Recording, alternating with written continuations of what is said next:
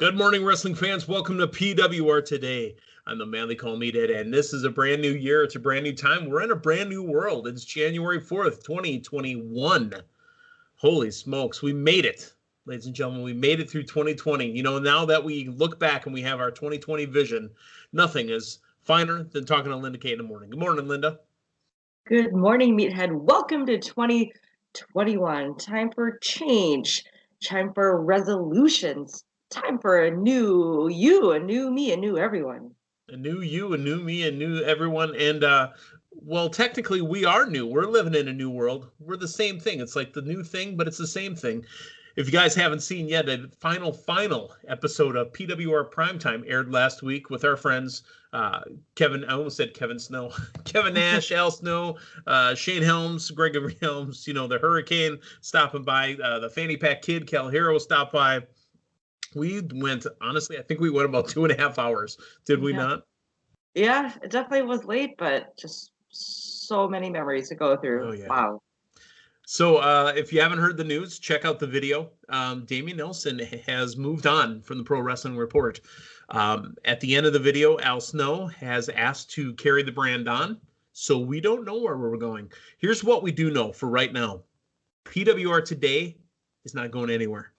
My friends Linda Kay, David Hero, Matthew Thomas, and myself will continue on, and we will have this show for you Monday through Fridays, usually airing about, I'd say about 7 a.m., I think it is, on the East Coast. We try to give you a crisp, clean 20 minutes of catching you up on the wrestling news, so we appreciate you sticking with us. I'm not going anywhere. Linda's not going anywhere. Dave's not going anywhere. And like I said, Matthew Thomas not going anywhere as well. We are here, and we are here for you. Let's talk about sponsors that are here for us, and they're staying with us. Our friends at collarandelbowbrand.com. Boy, it is getting cold outside. You know, even though we've only got a little bit of snow on the ground up here in Appleton, Wisconsin, I need you to get your winter gear from collarandelbowbrand.com. It is the theme for the night, really, or the theme for the morning, or the theme for every day. It's a winter. Winter is here. It's not just coming, it's here. Promo code PWR360, save you 10% if you head on over to collarandelbowbrand.com. And the reason you're probably so cold is because of our friends at manscaped.com. It shaves you clean.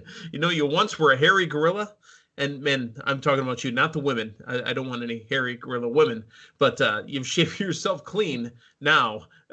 According to manscaped.com, you could save 20% using the promo code PWR and free shipping. If you get the care package, you get the lawnmower, you get whatever you're getting. Get that ball powder. Get yourself silky smooth, like our friend Dave Hero says. Manscaped.com, 20% off with promo code PWR. Lynn, we got a bit of news for this morning, January 4th, 2021. And like I said, the theme is cold. There is a report that AEW is going to be leaving Jacksonville's Daily place for probably the next couple months.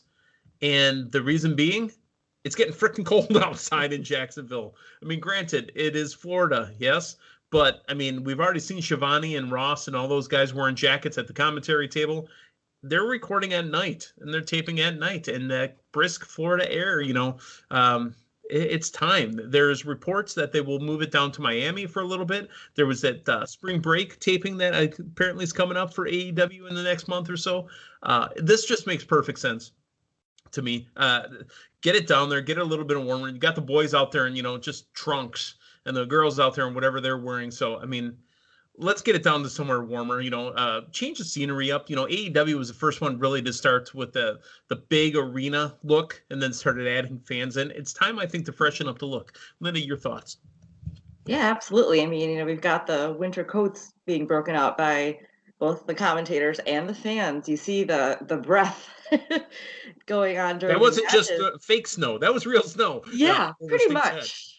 Pretty much. As you know, we saw a couple weeks ago, winter is coming, not just by Sting, but just by frickin' winter. I think this is great. As you mentioned, just a change of scenery, and obviously for the safety of everyone there, you know, can't have the freezing. It's not necessarily Lambeau Field down there in Jacksonville where you can be bundled up and, you know, you're sitting pretty much butt to butt with the fans next to you on the cold metal bleachers. You need some more warmth, and right now into hot Miami sounds like a tremendous idea. I think it's fantastic. And how did I forget? And how did you forget to remind me not to forget? You mentioned Lambeau Field.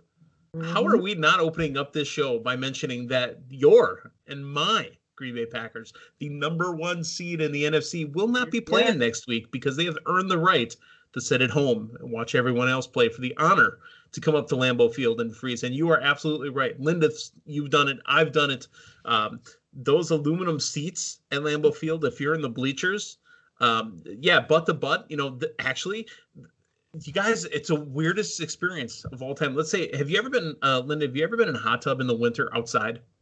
Yes, while it's snowing as well. It's a unique sensation. Right. So you got the warmth, at the water level, and then it's absolutely freezing above you. That's exactly what a football game is like at Lambeau Field, because you have so many people right next to you.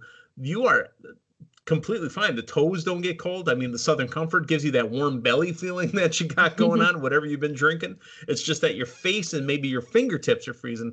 And if you plan on getting food, you got to eat it right away because that stuff will get frozen as well. So, well, even your beer. A couple of years ago, I was there for a playoff game, and no kidding, I have video of this. I had a frozen beer in my hand. It's minus something degrees. So we don't want that at an AEW show either. I mean, I like a cold, frosty beverage, but I mean, not that frosty. Indeed. So it makes absolute sense. Get AEW down to Miami. Excuse me. Get AEW down to Miami. Let them spend, the next couple warm months down there. I mean, the talent will just appreciate it. I mean, they already are putting on the best show on Wednesday nights. No offense to NXT, but just week after week, it seems that AEW is putting on the better show out of the two. So get them down there. And that pay-per-view is coming up at the end of February as well. So, All right.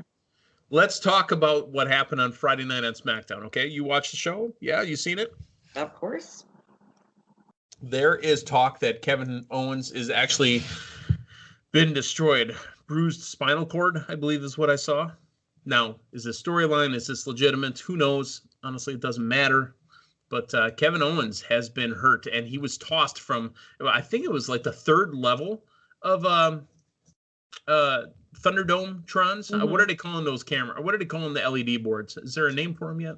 I'm not quite sure, but it definitely gave us a unique glimpse of how the Thunderdome screens are set up. Yeah, I absolutely loved looking behind it, to be honest with you. I thought it was pretty cool. And you know what it did is the people that get that, 10 or 20 spots that are right on the hard camera side, or the 50 spots, whatever, the ones that are over on the edge got to be on camera as well. So the ones that are sitting there watching, like the front page of WWE.com for SmackDown is some kid just sitting there on his couch going, is probably freaking out because he's watching himself on TV while Roman Reigns is throwing Kevin Owens off into a table, 20, 30 feet off the ground, or, just throwing him into a table. So it was, he got beat. And, honestly, this is just more in the continuation of Roman Reigns as the head of the table, the beast that runs SmackDown.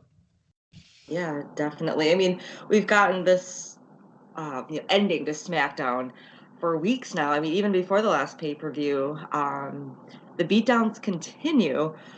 This was a unique way to keep it going. We got chair shots in the ring, outside the ring. We've had the cage, we've had handcuffs, everything involving Kevin Owens, Roman Reigns, Jey Uso. This is another way of showing how this feud can continue, and it just getting more intense and more brutal, and just another way to, WWE finding another way to get fan interaction. It's almost as if you got that in the stands, if you will. A unique way, I guess. But yeah, I mean, these beatdowns, they are vicious, and you can just feel the pain on Kevin Owens, and obviously it took a toll on him, as we see, the injuries from SmackDown this week. There's no official ruling on the PWR draft either. So as far as we know, Linda, we're going to keep that thing BAU, business as usual. So I have Kevin Owens, and I may have to drop him before the AEW pay-per-view and pick up a talent in there, and we'll see what happens. Before the Rumble? Before the Rumble? Before AEW's Revolution in February? I don't know. We'll have to see. Okay. Don't know. But let's talk about the new Intercontinental Champion, your boy, Big E, was taking on King Corbin, and then out of nowhere, due to interference from the court, from Sami Zayn, this becomes a tag team match. Big E and Apollo Crews defeat Sami Zayn and King Corbin. He's still wearing the I'm the Intercontinental Champion t-shirt, when I think the biggest seller is going to be the I'm not champion. I'm not Intercontinental Champion. That's a marketing genius right there. The one that says I'm not Intercontinental Champion, because it's true on everybody but Big E right now. Yeah, pretty much. Again, this is another feud continuing, but I like it. There are shenanigans between the two of them, but we do get this other side that we see from Big E now that he is champion. And we've talked about this before, what makes him tick. Yeah. Him being called soft, or being, reference to him being solo. Once again, it seems to be what makes him tick. And then we see this other side of Big E that I love, because he is a powerful champion, as we see.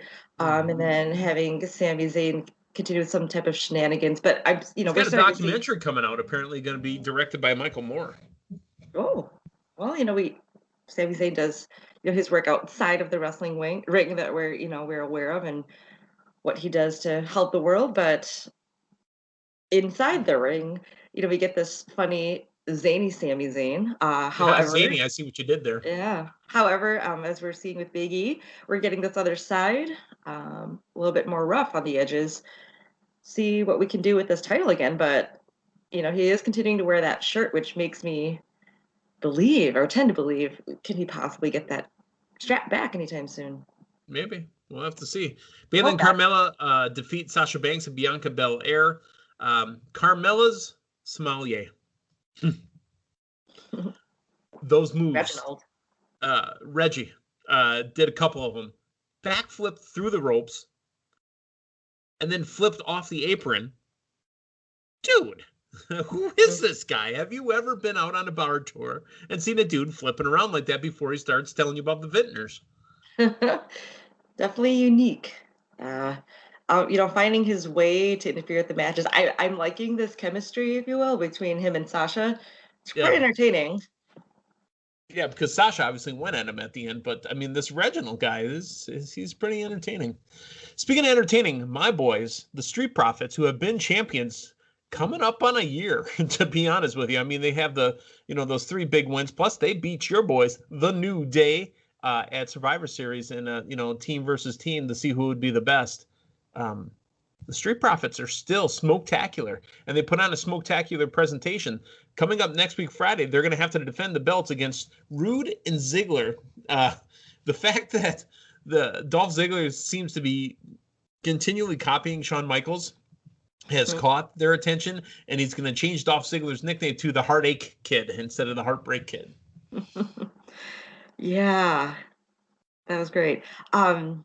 What was not great, though, was that beatdown on the Street Profits. Again, they have a name now too. Did you know that Rude Dirty and Dogs? Dirty Dogs. Ugh, I don't like it. Dogs. It's another wardrobe change. I mean, I guess this is something that. So, is he still the glorious Bobby Roode? No, Robert he's Roode? not. Yeah, he's not. I mean, obviously, he's been Robert Roode for a while, but he lost the robe.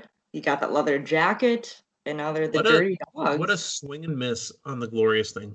I'm telling you, when I first heard Glorious, I popped hard for that song, for the gimmick, we all did. Everything. I mean, the entrance that he got when he was down in NXT with the choir singing him in. Mm-hmm. And him sitting on that pedestal or whatever it was. Yeah, huge. And they've just failed on that. Now he's teaming up with Ziggler for the Dirty Dogs. So we'll see what happens next week, Friday on SmackDown. Daniel Bryan and Otis defeat Cesaro and Shinsuke Nakamura. Did you get excited for the hip action from all 3 of the boys? The rehearsal footage backstage between Daniel Bryan and Otis. Yeah, that was quite hilarious. Yeah. Actually, that wasn't too bad. Yes, during that, if possible. That one wasn't too bad. I might have to practice. I think I have an Otis impression in me. I think so. Huh. But yeah, the fact that Chad Gable's the one training him Yeah. Oh. Huh. Well, hold on. So, with all this focus on Daniel Bryan and the Royal Rumble talk, Yeah. does this mean that he's got a decent shot at it? He's the No, only one there, I think he's really. popped. I think he's puffed up. I think he might make it to the end, but I don't think he's winning this Royal Rumble. Mm-hmm. We'll have more talk about the Royal Rumble in the coming weeks. This is a theory I've had, and I've been saying this theory for 20 years, 22 years, whatever, that every Royal Rumble is built for somebody. It's built for somebody to win. And in the last handful of years, 10 years, 20 years, whatever, there are different segments in there that are built for other people. But it's built to catapult somebody for something. I mean, let's look at when Batista showed up and returned. Mm-hmm. It was built for him to win to get to WrestleMania because he was going to be in Guardians of the Galaxy. That's what that was built for. Mm-hmm. Cena coming back at the Madison Square Garden as number 30 to take on Triple H. That was built to get them another pay-per-view match at WrestleMania 24. The same thing could be said for how they had Shawn Michaels, make it all the way to, the end from the opening match, be number 2, I think is what he started at, right? I think so. Rey Mysterio's done it. Yep. Chris Benoit's done it. Not that we're supposed to mention his name, but I mean, they've had those guys start it. Kane, whenever Kane comes in, last year's Rumble, the first half was built to build up Brock Lesnar even more, and then to use that build to help put over Drew McIntyre, which it worked. Yeah, it worked. So what I want you guys that are listening to think about, and Linda and myself, we're going to be thinking about it as well. What is this year's Royal Rumble built for? Who's it built for? What are we going to do with it? So we've got a month. January 31st is when the Rumble is. Now, granted, I'm a little distracted because my team's number 1 in the NFC. So I'll be paying attention to the National Football League for a little bit. And, I'll have to think about it on the side. Obviously, January 31st is when the Pro Bowl is normally happening. I don't think they're doing Pro Bowl this year. I think they're actually playing Madden with other people, with fans this year, to be honest with you. But let's talk about the main event. It was Jey Uso and Kevin Owens again. And Kevin looks stronger because he's handling the attacks after a while, the 2-on-1s. But at the end of the day, Roman Reigns is chucking him off the side of the stage. Yeah, Kevin Owens needs an ally. We can't have this beatdown happen over and over, and him. He's been having this beatdown for years, to be honest with you. Yeah, that's true. But just this whole thing between him and Roman Reigns, I mean, it's pretty much 3-on-1. I mean, obviously 2-on-1, but if you count Paul Heyman, who, I don't know, might be involved somehow, he needs an ally. Or all those years of him turning on friends just coming to bite him in the butt now. Yeah. Or does he finally get Austin to maybe show up and be in his corner one year? Ooh. Because really, isn't Kevin Owens modeling himself after Steve Austin? Mm-hmm. Okay, so that was SmackDown from Friday night. We need to talk real quick before we head out of here about tonight. Tonight is a big night. It's the beginning of the new year, but tonight is also Legends Night. Now, these are confirmed. These are in the graphic. There's more to come, but I mean, we got Hulk Hogan, we got Ric Flair, we've got The Big Show, we've got Mickie James is on the graphic as well. Not Booker T. It looks as if it may be King Booker. Mm-hmm. Let's talk about some of the others that have been named, all right? And in the promo videos that have been out there, let's talk about some of them that have been named. I've seen Mark Henry. I've seen Torrie Wilson. And again, I've pointed out a few times, and I know that we've talked about it. I spit in the face of people who don't want to be cool. I miss Carlito. Mm-hmm. I'll tell you right now, I miss that sloppy haircut, whatever that hair was. I miss Carlito. I would like this to be, because remember last year at the Royal Rumble, as what was seemingly a one-off, MVP showing up in the Rumble. Yes. MVP's been a MVP, no pun intended, of the WWE for the last year. I would love to see Carlito come back. Mm-hmm. Stars from that era. I mean, if we talk females, we got Melina scheduled for an appearance. She would be great to bring back. I mean, obviously not just for the Rumble, but you bring up a great point with MVP coming in for that appearance or for the pay-per-view, making a strong statement, continuing on, and really being a big part of this whole COVID era, if you will. That'd be great to see some of the talents they're bringing in for Legends Night to continue on year round. I'm ready. I'm absolutely ready. Eva Marie is supposed to be coming home. Now, we're not talking about Eva Marie, a multiple-time champion. Eva Marie, a technical we're talking about another talent that would be on. I'll take it. Come on back. I'd love to see Beth Phoenix get in there and wrestle a little bit too. Mm-hmm. So yeah, it should be interesting how often we'll have the Legends make an appearance after every match, maybe commentary, maybe interfering in the matches. Yeah. Well, excited for tonight's Raw. Yeah. Okay, so that's what we got. We got Raw Legends tonight. Who's to say who's going to show up? We'll be talking about it tomorrow morning. Again, Linda, it's you and I again tomorrow morning. So we will be back. Again, thank you for listening. Thank you for checking out the video. Like I said, I was kind of, I was touched that so many people tuned in live for one. Did you see the people that were watching? Holy smokes. Mm-hmm.